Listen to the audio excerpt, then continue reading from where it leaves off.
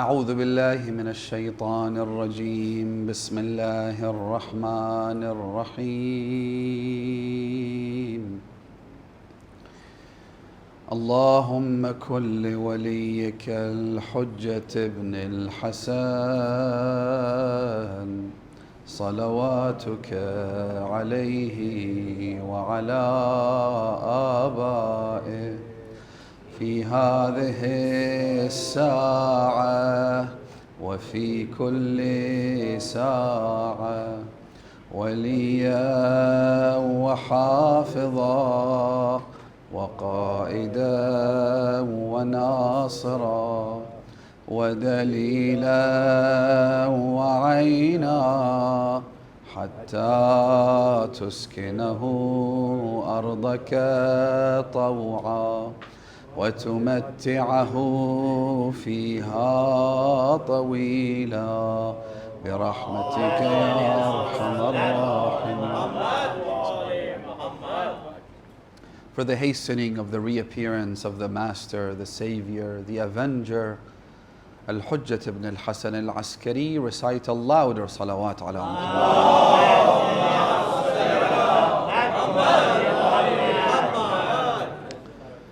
My dear brothers and sisters, Assalamu alaikum wa rahmatullahi wa barakatuh. Al-Shaykh Abu Abdullah Muhammad ibn Nu'man, known as Al-Mufid, who was born just 7 years after the end of the lesser occultation of the Imam of our time, delivered a series of lectures, talks, sermons in which he would address a gathering of the Shia of the Ahlul Bayt in a house on the outskirts of the city of Baghdad.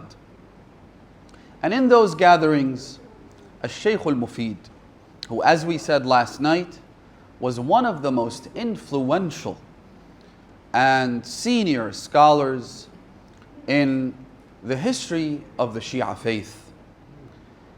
He provided the audience with gems of wisdom, traditions and words from the Imams of the Ahlul Bayt, the Holy Prophet and his immaculate household, in no particular order or theme. The idea was to present the audience with selected narrations, each of which had its own significance and importance, as well as relevance to the lives of the Shia. Some of those traditions were ethical in nature, some had to do with our matters of belief and creed, and everything in between. I recited to you last night one of those narrations, and we discussed that particular tradition. I'd like to continue on that theme and read to you another hadith that Al-Shaykh al-Mufid recited to his audience in that holy month of Ramadan almost 1,000 years ago. Shaykh al-Mufid, by the way, lived until he was well into his 80s, and eventually when he passed away, he was buried next to his teacher Ibn Quluwayh. Can anyone guess where that is? The burial place of Al-Shaykh al-Mufid is right next to the sacred shrine of Imam Musa ibn Ja'far and Muhammad ibn Ali al-Jawad. And now every time the followers of the Ahlul Bayt visit that majestic shrine in Kadhimain, they also pay their tributes to Shaykh al-Mufid and his teacher Ibn Quluwayh. So the hadith I've selected for you tonight is from the 5th majlis, the 5th gathering that was held, and the hadith number is hadith number 10. Al-Shaykh al-Mufid narrates, and this hadith, by the way, is also found in other collections of hadith, including a book by Shaykh al-Mufid's teacher, who was Ibn Babuwayh al-Saduq, in his famous book, Kamaluddin, or as Allamatul Majlisi calls it, Ikmaluddin. The book is known by both names. The reason I'm giving you all these references, by the way, is to connect you to these books. It's important for us to go back to the original, unsullied, pure and unadulterated spring of knowledge that is the words and wisdom of the Holy Prophet and his family. Brothers and sisters, Shaykh al-Mufid himself narrates in that same book, Al-Amali, a hadith from Imam al-Baqir alayhi salam.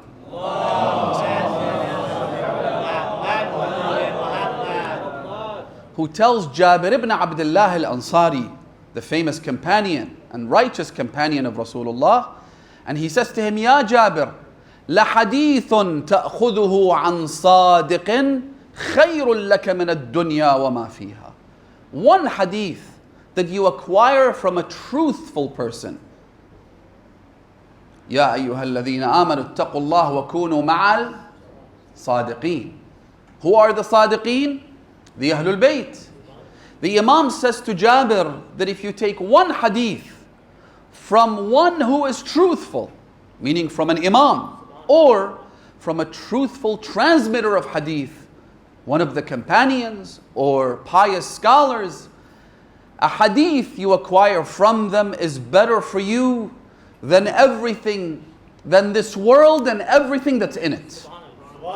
One hadith can alter your path entirely, can change the course of your history.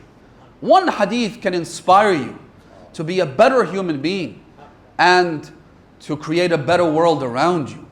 One hadith often illuminates your mind and your soul.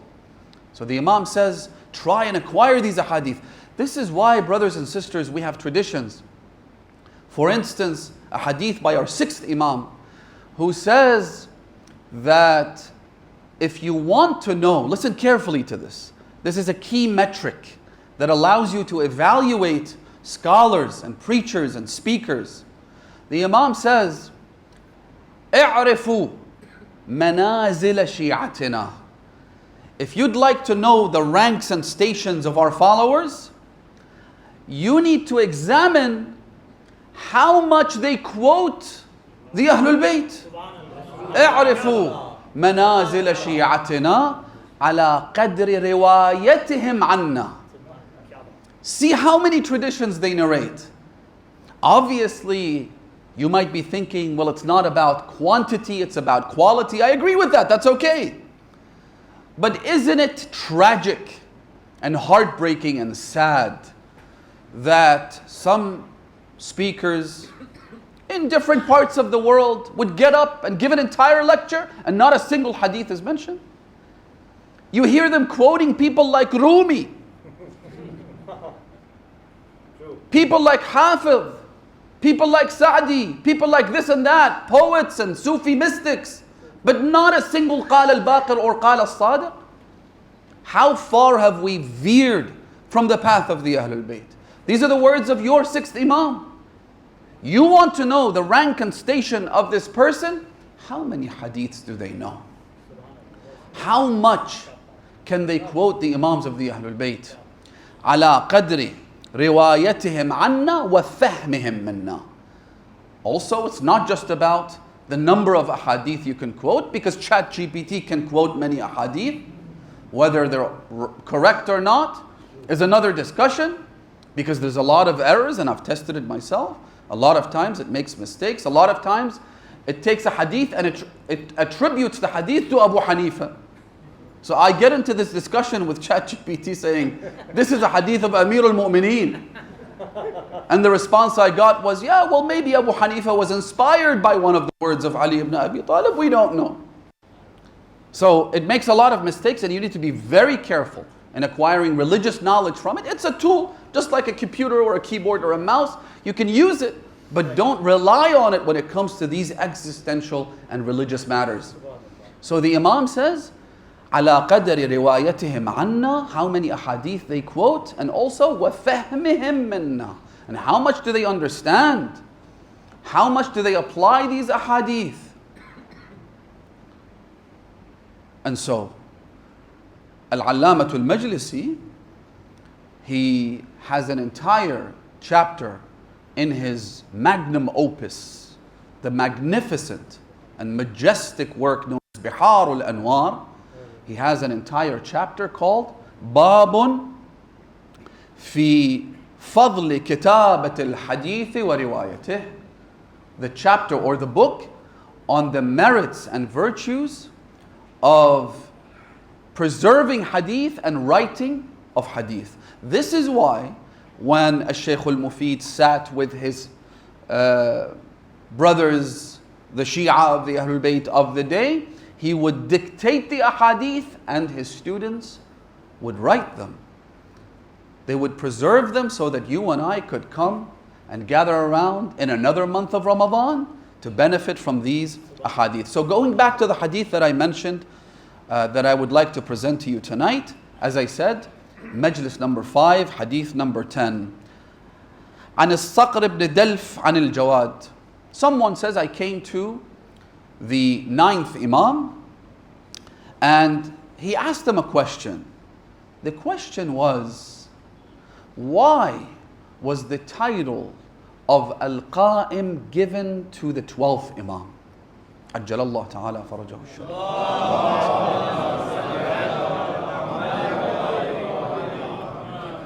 The literal meaning of the word is what? The one who rises.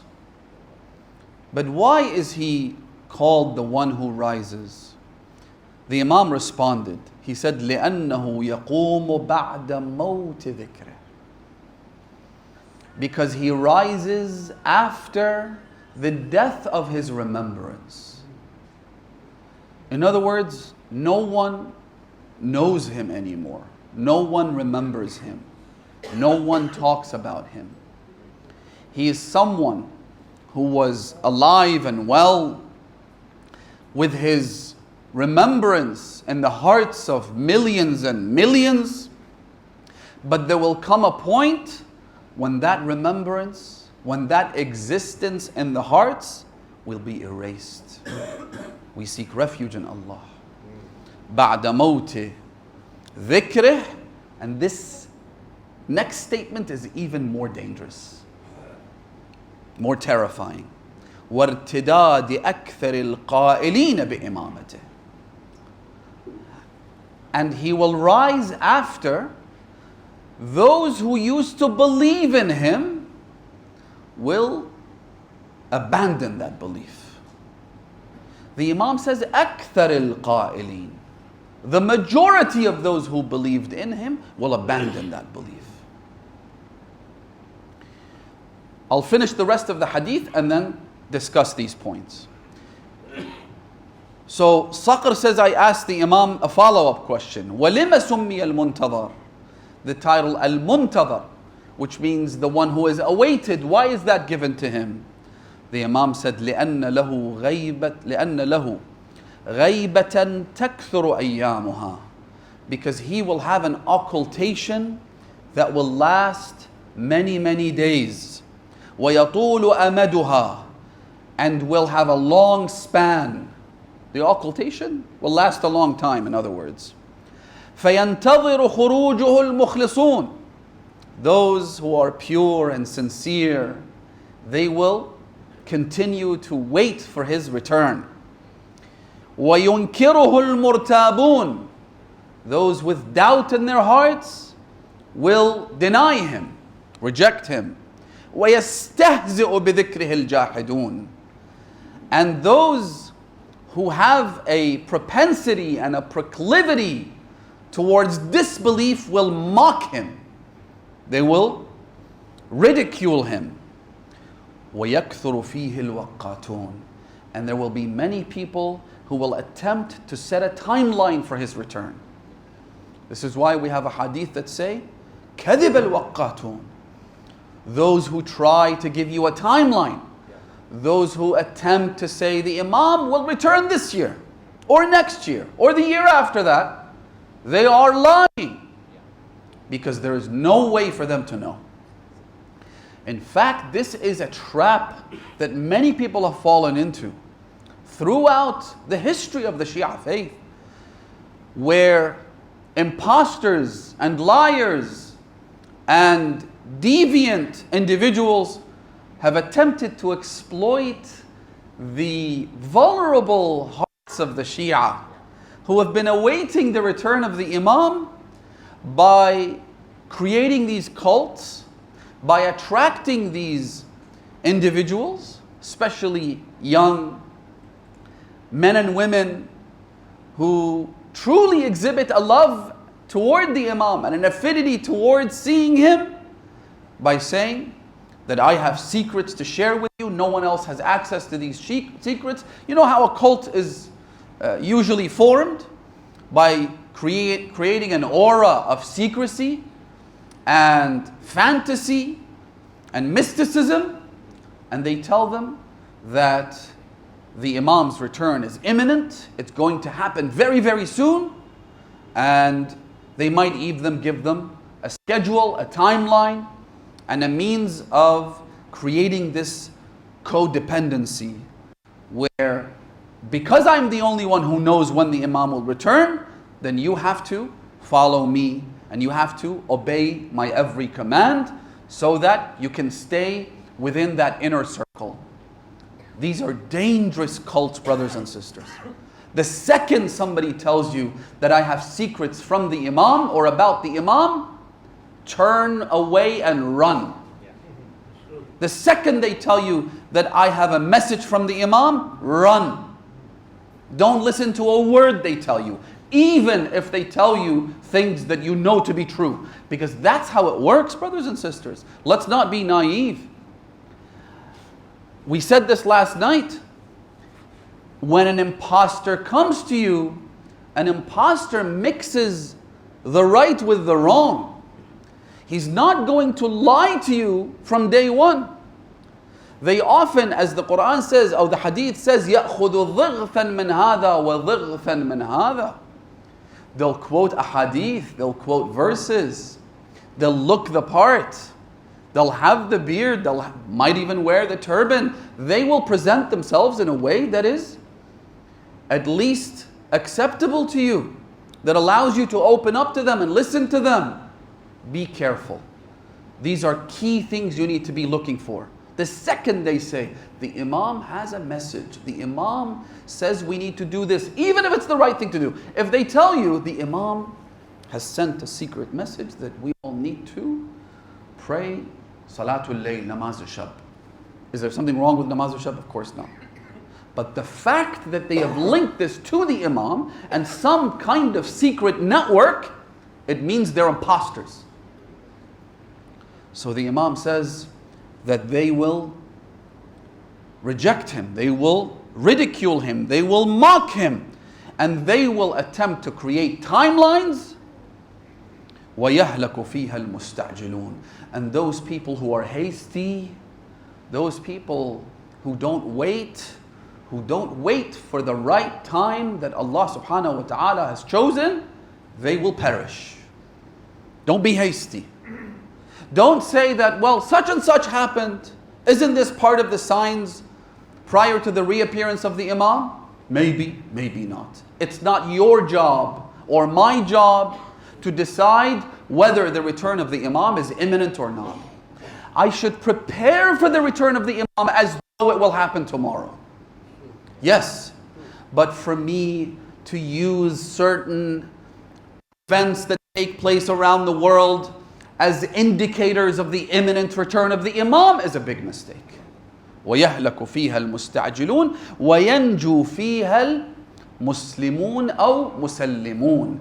The Imam says the only ones who will survive these dark, turbulent, rough waters that we described last night are the ones who are submissive. They wait and they anticipate and they prepare.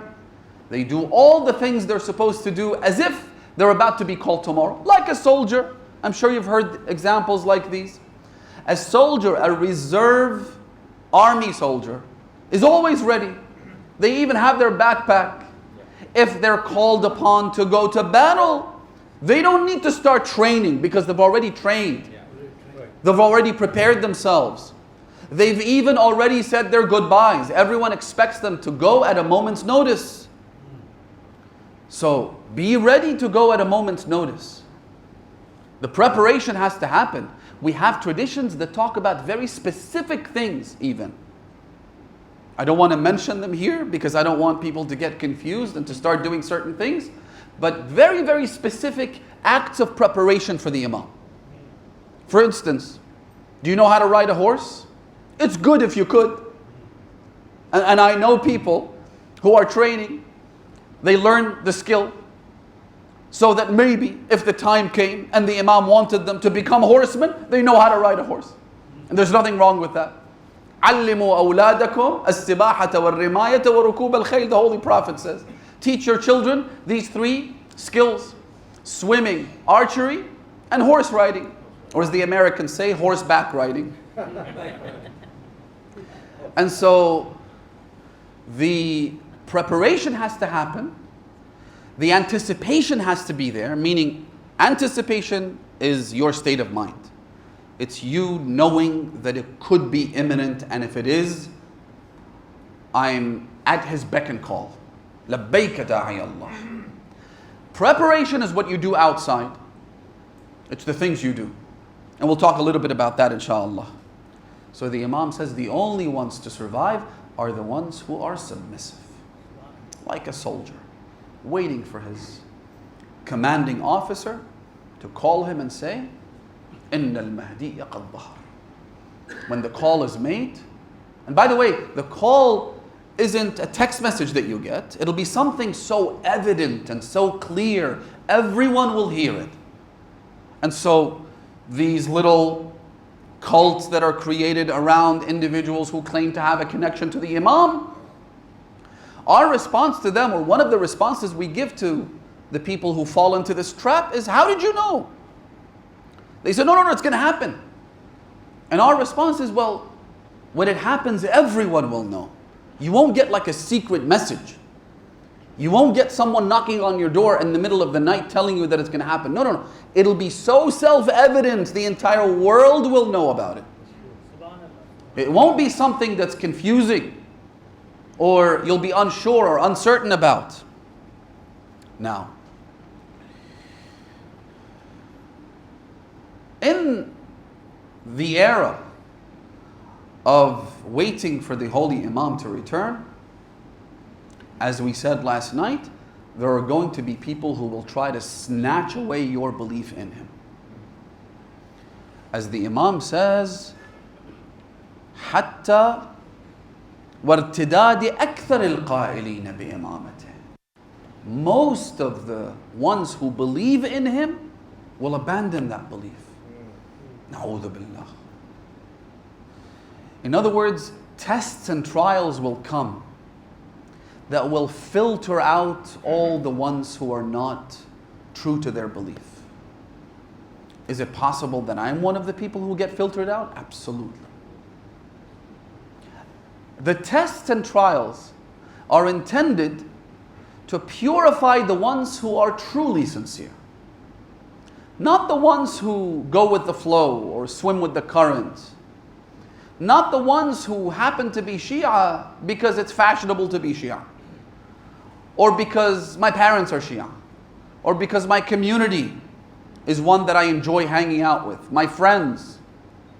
Or because being a Shia is something that earns me a living.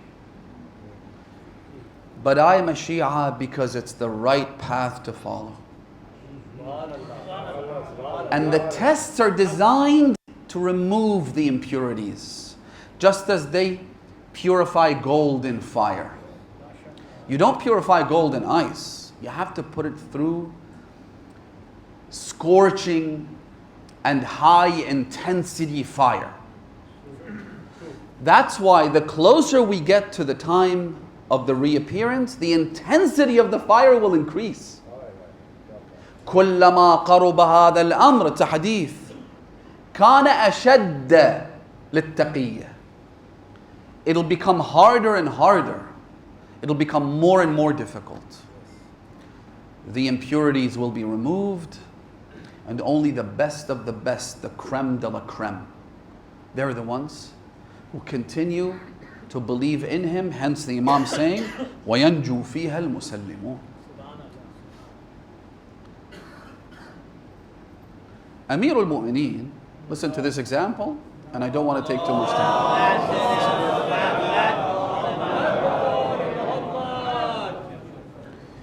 Those who gave him their pledge of allegiance when he became Khalifa, would you say they were good people?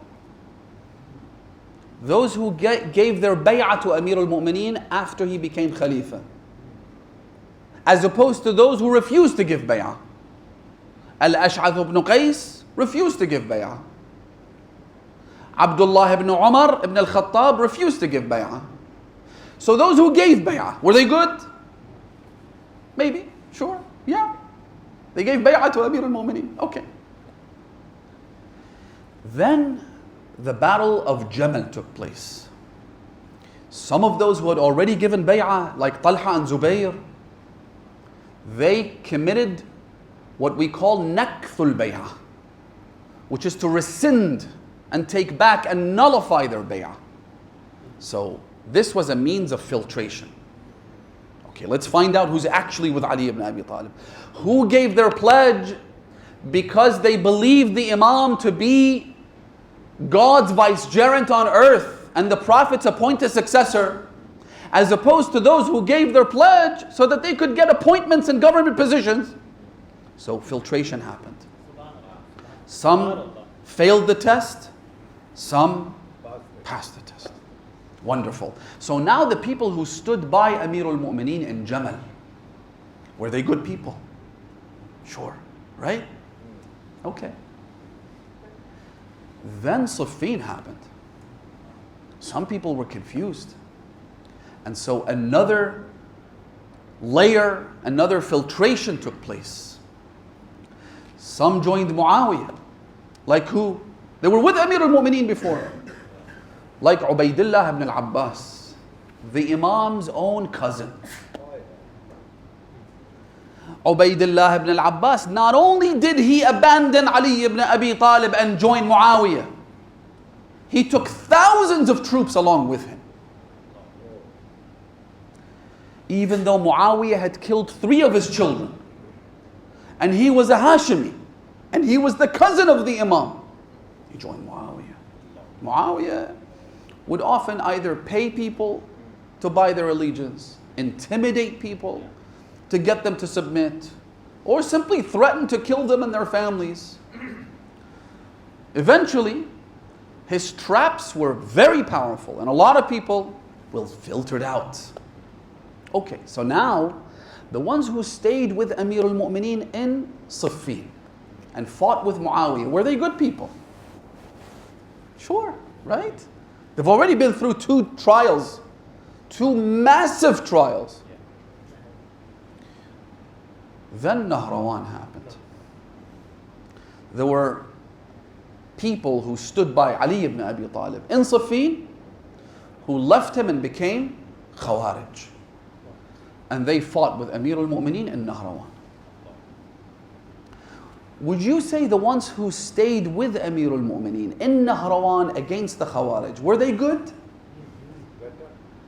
They were better, right? They must have been great people. In fact, forget the foot soldiers. How about the commanders of the army of Amir al-Mu'mineen in Nahrawan? Would you say they were good people, having already been filtered several times? Sure. Let me mention one of them. You'll probably know his name. You'll recognize him. The commander of the left flank of the army of Amir al-Mu'mineen in Nahrawan, his name was Shabat ibn Rabi'i. Who was Shabat ibn Rabi'i? He was one of the commanders of the army of Umar ibn Sa'd on the day of Ashura. And he was one of the people who struck Abu Abdullah al-Hussein. He was the commander of the Imam's army in Nahrawan. And now he's here with Yazid ibn Muawiyah fighting Imam al-Hussein. After 3 incredibly arduous and difficult trials and tests and sets of filtration, he still failed. Is it possible, brothers and sisters, that you and I could be filtered at some point. It's possible. And the possibility alone should terrify us to our cores. Absolutely. Yeah. Now, what happens when you're terrified? What happens when you're scared? Let me give you another example. Let's say you're walking in a city that is known for its safety record. No thefts take place, no muggings happen. It's a very safe city, right? Usually, you walk around that city with your guard down because you know you're safe, you're okay, nothing's going to happen to you. The last time somebody was mugged was 20 years ago, so you have nothing to fear.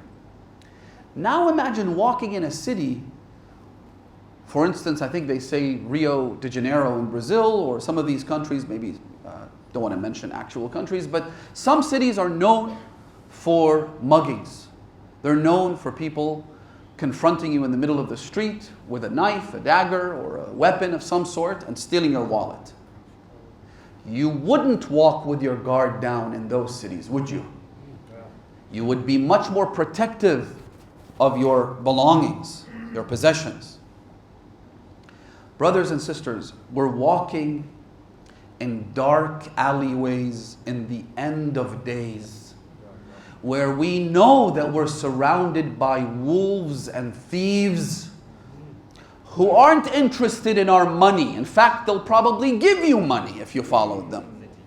They're not interested in your material possessions. They're interested in your aqeedah, in your faith, in your beliefs, in your creed, in your allegiance to the Imam of your time. That's what they're interested in. Because once they take that, they've taken everything from you. In an environment like this, shouldn't we be overprotective of this aqeedah? Shouldn't we ensure that this creed, that this value system that we've been given, that we've inherited after rivers of blood were shed for this aqeedah, shouldn't we ensure that we put every lock around it so it's not stolen? Shouldn't we do the same thing with our children? Shouldn't we ensure that they're not exposed to devious and demonic ideas? Why are we so complacent then? Why do we act like someone who's walking in a city known for mugging, but they're just whistling and walking around without a care in the world before they get to their hotel and they look in their pockets and everything's gone? Why do we act so complacent? Why? You see where the problem is? We don't recognize the danger. We don't understand that filtrations are happening. We don't see how many people are abandoning this faith. Yes, alhamdulillah, the Shia faith now is almost 500 million people strong. And there is pride in that. Yes, the remembrance of Abu Abdullah al-Hussein happens across the globe. There's not a country or a city in the world where Imam al-Hussein is not glorified and honored in Muharram and Safar. Yes, these are things that we're proud of and we should cherish, and we should try and support even more. We should try and participate in all of these activities. We should try and carve our names in the list of those who served Abu Abdullah al-Hussein in one way or another, even if it's the most menial thing. Even if it's aligning the shoes, or serving tea, or giving water, or whatever it is. These are great things that we see around us. But that doesn't mean that the danger lurking behind every corner is any less detrimental or deadly or lethal. In fact, it's getting worse. Because while our numbers are growing, the danger is also intensifying. The threat is getting worse and worse. And so, be very careful. The Quran says, فَلْيَنْظُرِ الْإِنسَانُ إِلَىٰ طَعَامِهِ. Man should examine his food. But think about it.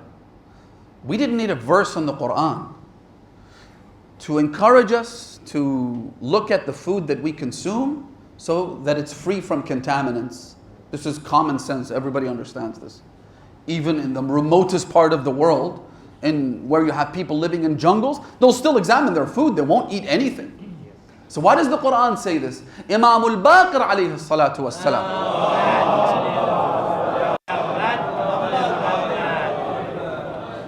He says that Allah isn't speaking about food for the stomach, He's speaking about food for the soul. إِلَىٰ عِلْمِهِ مِمَّنْ يَأْخُذُهُ. Your knowledge, who are you taking it from? How are you acquiring your knowledge and therefore your values? Where is it coming from? Be skeptical. Be, in fact, cynical.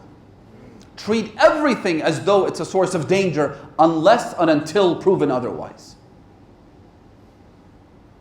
And make sure that you are ready when the Imam comes. And by ready, I mean two things, and I'll wrap up with this. Number one, your beliefs have to be solidified. I've always said we have books written by eminent scholars that need to be read. Don't be content with a lecture that you hear about Imam al-Zaman. Don't be content with majalis that you attend. As great and as beneficial as they are, they're not enough to respond to every misconception and to address every doubt that might exist in your mind or you might be subjected to by your friends and co-workers. Read books, ask questions.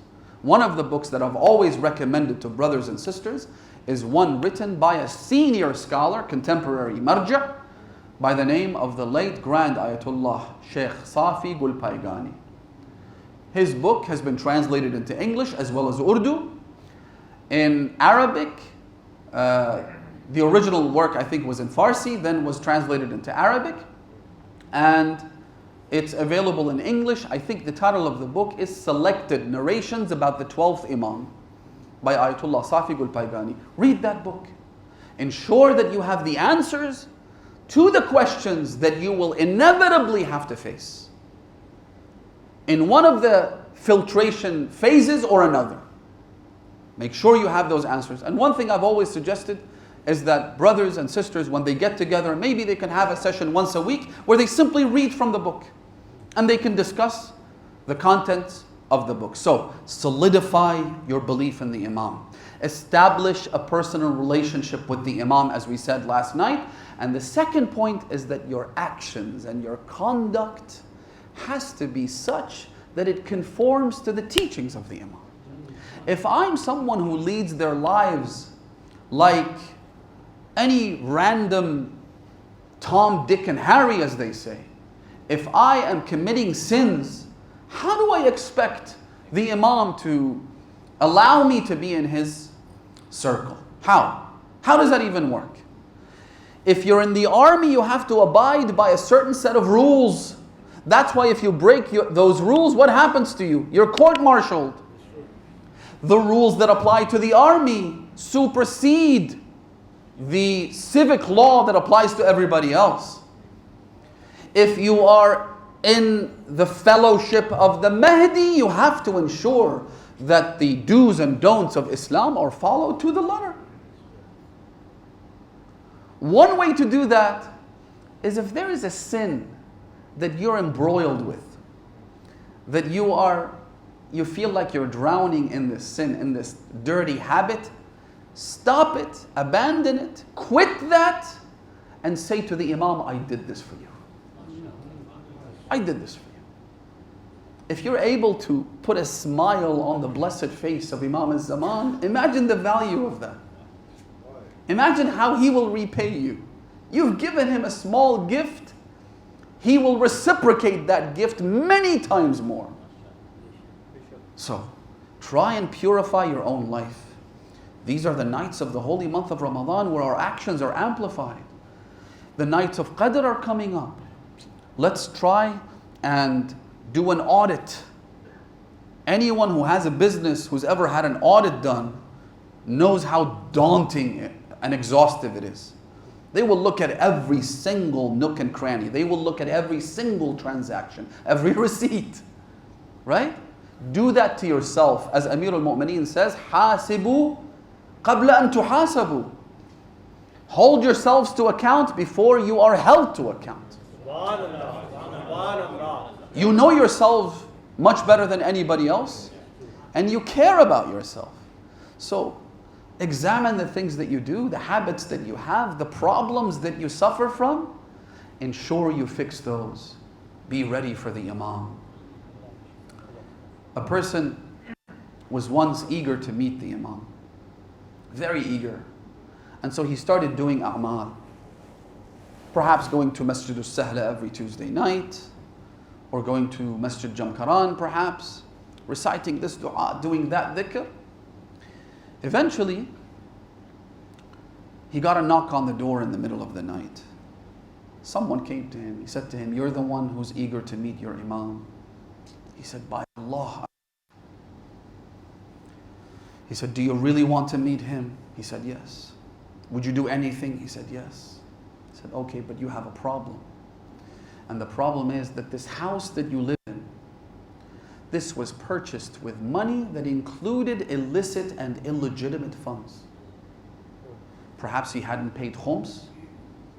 وَفِي أَمْوَالِهِمْ حَقٌّ مَعْلُومٌ. Allah subhanahu wa ta'ala says, in your money and your wealth, there is a portion that belongs to other people. لِلسَّائِلِ وَالْمَحْرُومِ.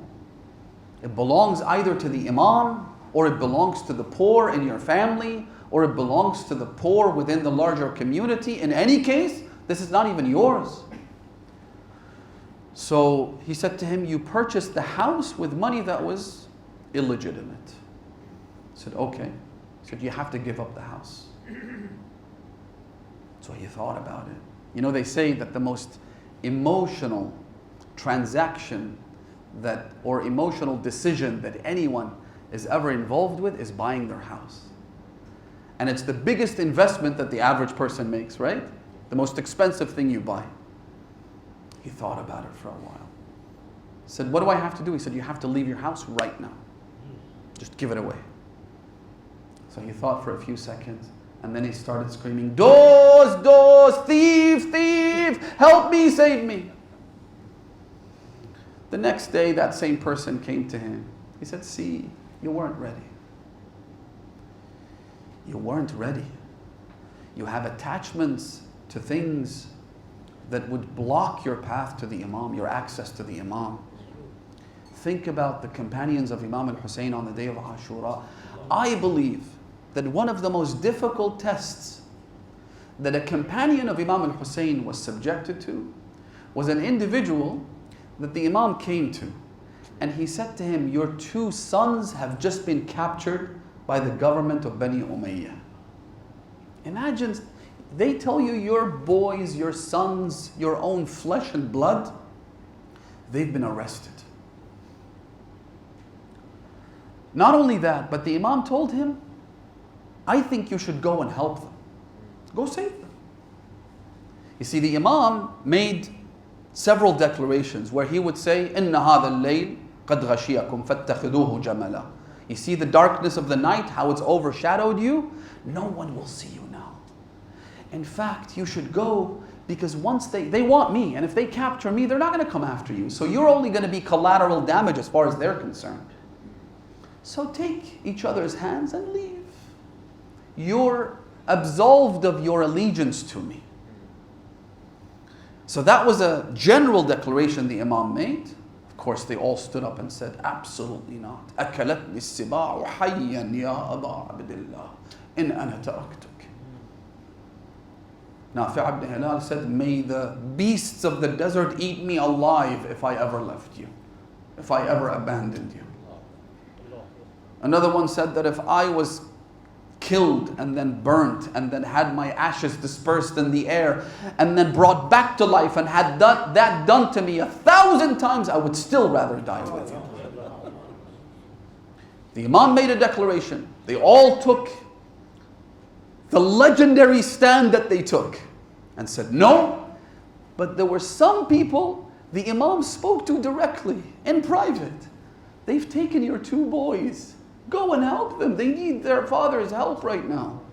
He said to him, "Ya Abu Abdullah, I leave you for my boys. These attachments, brothers and sisters, whether it's your career, whether it's your house, whether it's your car, whether it's your money, especially if it's haram, especially if it's mixed with illicit funds, you have to get rid of them. You have to start with a clean slate. If you're going to be one of the ones who passes the filtration test, you have to be ready. Inshallah. We ask Allah subhanahu wa ta'ala to bless us, to protect our and preserve our allegiance and our faith to the Imam of the time, and to make us among those who stand by him and support him both prior to his reappearance and fight for him after his return, inshallah. Walhamdulillahi Rabbil Alameen wa sallallahu ala Muhammadin wa alihi at-tahirin.